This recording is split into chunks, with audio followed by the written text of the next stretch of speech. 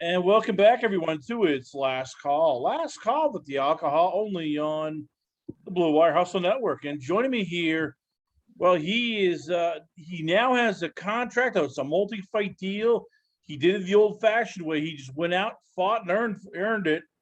I give you one of Bellator's unsung rising prospects at the featherweight division.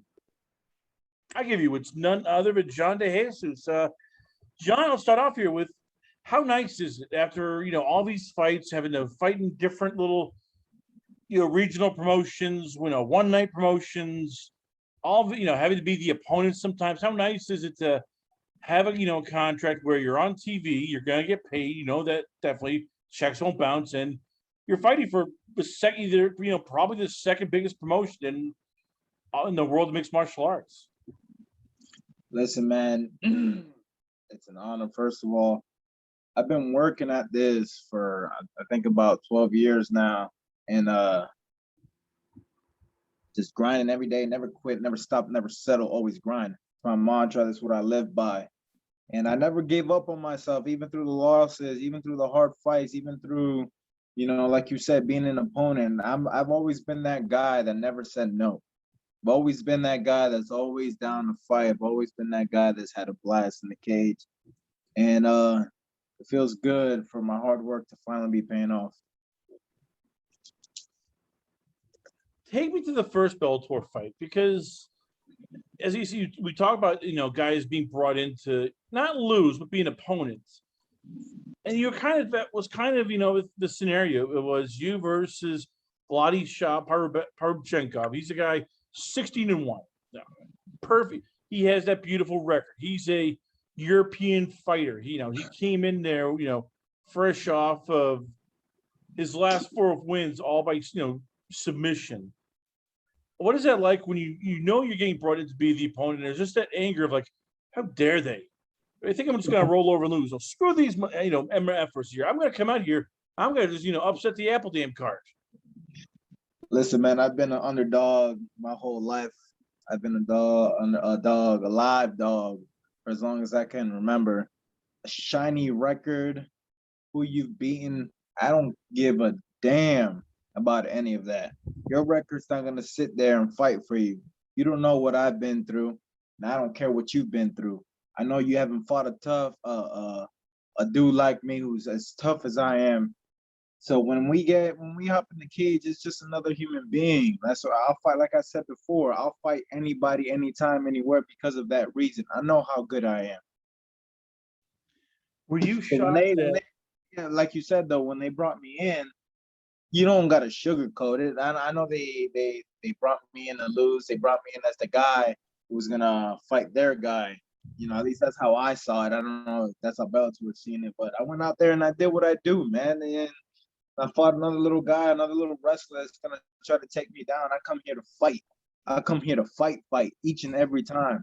So whoever you want in front of me, trust me, we're gonna bang out. Were you surprised about he couldn't take you down? I mean, I'm guessing you were a team like, okay, he's going to be this wrestler, he's going to take you down. And a lot of times you're looking going, wow, he doesn't, he isn't one of these, Amaslavs or, Habibs who are just taking people down left and right. Were you surprised that it looked like almost how easy you were able to stuff his takedowns? I was not surprised at all, my man. I've been fighting wrestlers my whole career. It seems like that's all I get. So the fact that he was trying to take me down, or that was going to be his game plan. The man's a I believe it was a 2-time world sambo champion, had over 10 submissions, I believe. I knew he was a stud on the ground, but I've been doing my homework. I've been doing my due diligence, and I've been working on my wrestling. So unless you on some crazy level, you're not gonna take me down. And if you do take me down, best believe I'm gonna get back up. How weird was it? And did it help having no fans there? Because most young fighters, when there's a crowd, sometimes the emotions get involved, or they can't hear their corner, or something gets lost in translation. You fought this guy with no crowd. It was one of those few fights, so he could hear his corner, you could hear your corner. Did that help having that third eye where they could look and go, okay, he's going to do this, he's going to do that? watch out for this, beware of this. And you could hear them clearly, almost as if they were literally right next to you. I honestly thought it was going to be more of a thing than it was. I went in there and I got a little bit into my head, like, how's it going to play out without a crowd, this and the third. But once I got in there, all you're doing is fighting. All you're doing is working on what you've been working on for so long. So, and I kind of like the no crowd because I get to talk to my opponents. I get to have a conversation with them and have a little fun. It's funny. We've had Karma Worthy on the show, and he's even said he gets more nervous when he's cornering like you, or when he's cornering Mark, Chirico or Shaka Worthy. What is it like, when you have this guy who's in the UFC and he's talking about, hey, I'm very nervous. My guys here, I'm looking at them. I'm more concerned about them. I'm the same way. It's because you have zero control. When I go in there and I fight for myself, I know I put in the work. I know what I have to do. So it's on me. When you got somebody and you're emotionally invested in somebody else, all the controls out the window, and you can only hope that he listens to you when you're cornering him. So that's kind of the mindset that goes into that. I feel like a lot of fighters are that way too, because when we go in there and we fight, we go in there and we put in work. We know what we're bringing to the game. But then when you got a teammate, a brother who's in there fighting, I mean, you know him, he should do what he does, but you never know. It's a fight.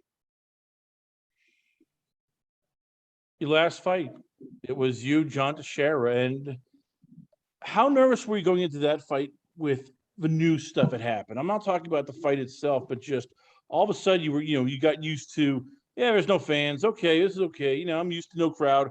And then all of a sudden you have a crowd. Then all of a sudden you have, atmosphere. Then all of a sudden you have that adrenaline. What is that like when you're used to not having it? And then all of a sudden you get it, and and all of a sudden you feel, ooh, okay, we're pumped, we're jacked, we're ready. The crowd's, going on here. How much did you miss it? And how much did it sort of, alter the way you fought in that fight? I'm at a point in my career where very little surprises me. So I just go with the flow. So crowd, no crowd, parking lot, cage, ring, I don't care. I'm there to bang.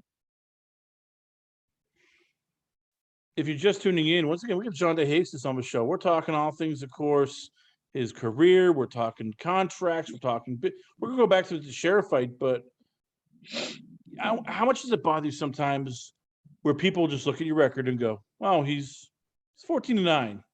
Probably kind of sucks. He's okay, blah, blah, blah, blah. And then you dig really into that record. It's like, okay, he fought Pat Sabatini. He fought Jason Soares, Billy Quarantillo, Aaron Phillips, Aaron Pico.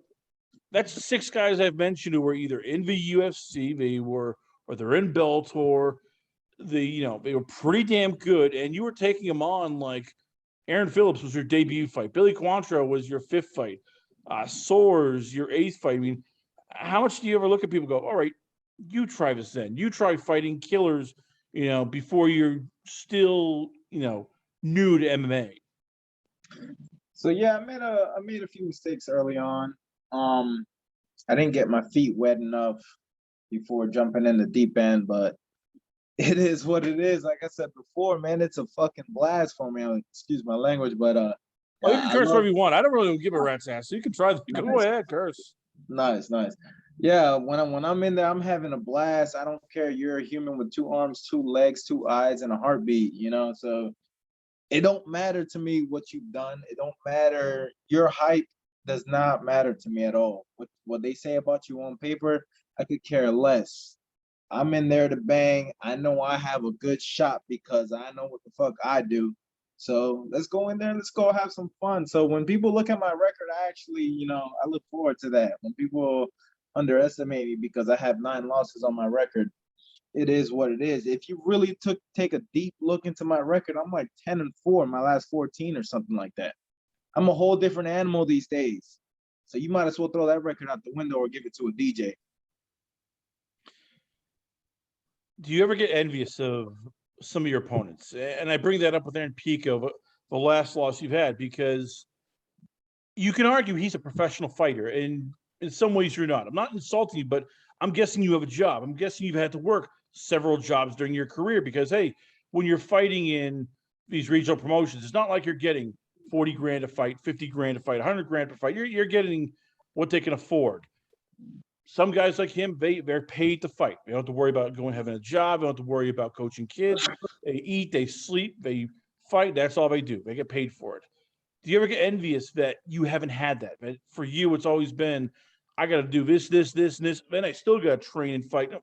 Very, you basically are 24/7 just eating, training, working, hustling, and do whatever the hell you can to basically pay the bills and keep the lights on. My man, I've been living this life my whole life. Hard work. I've been working hard since I was 16. I'm 31 now. So, and I also work on trees. So if you know anything about any tree work, you also know that cardio and conditioning is a #1 priority when it comes to tree work, because if you don't have it, then you ain't gonna make it. So what I always like to tell people is that I get paid to work out. Sure, I'm not a full-time fighter, like you said, like these guys get to train, relax, go back to the gym and train. It's all good. I feel like I train all day long while I'm working, and then I go work some more at the gym. So who's putting in the most work? How nervous is that though sometimes? Because, as you said, you're doing tree work. That's stressful work because you're cutting down trees, you're pulling down trees.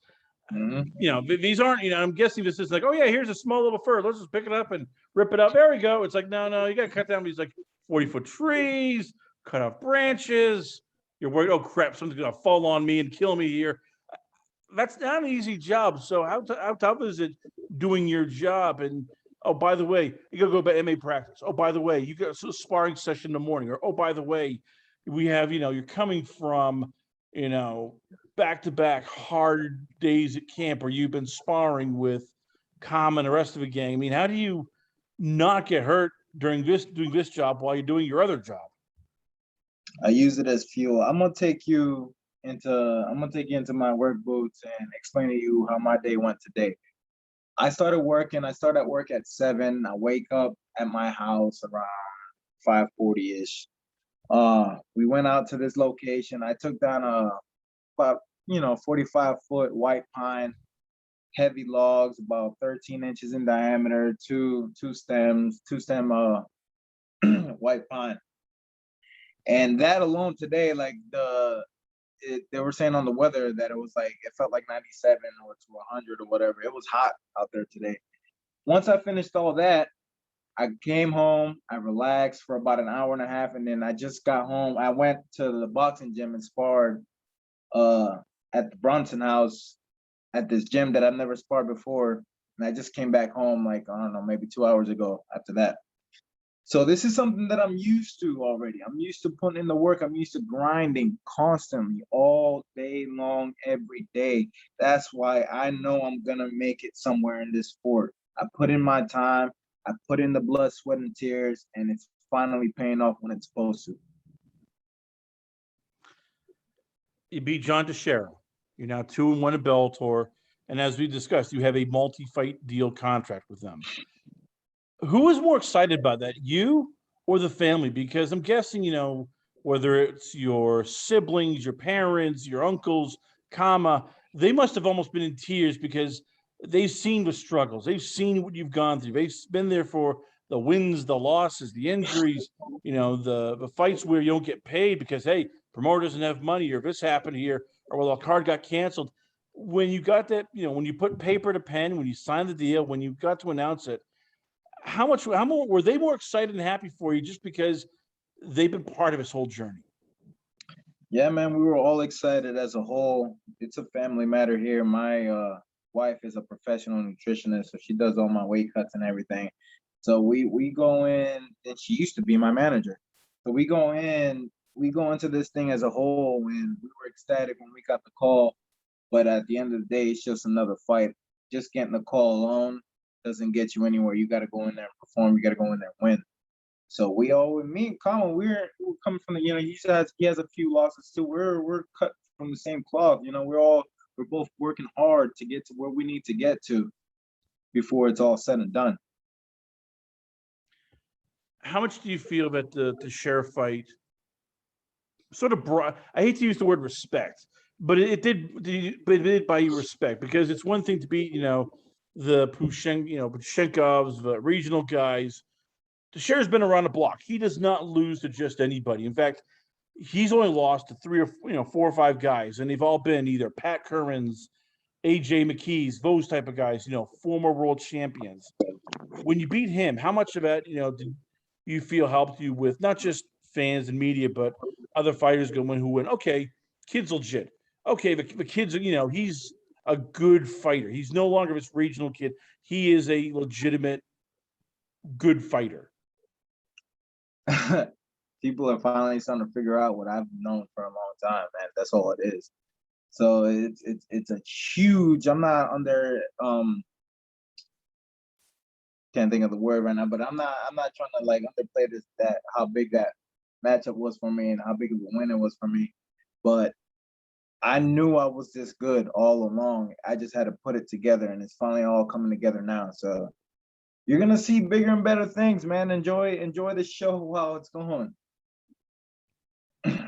Now I got to ask, how nervous were you when you heard those words, split decision? Because you just know, oh crap, he's a favorite. Oh crap, he is, a staple in Bellator. They're gonna find a way to screw me. They're gonna screw me, these motherfuckers.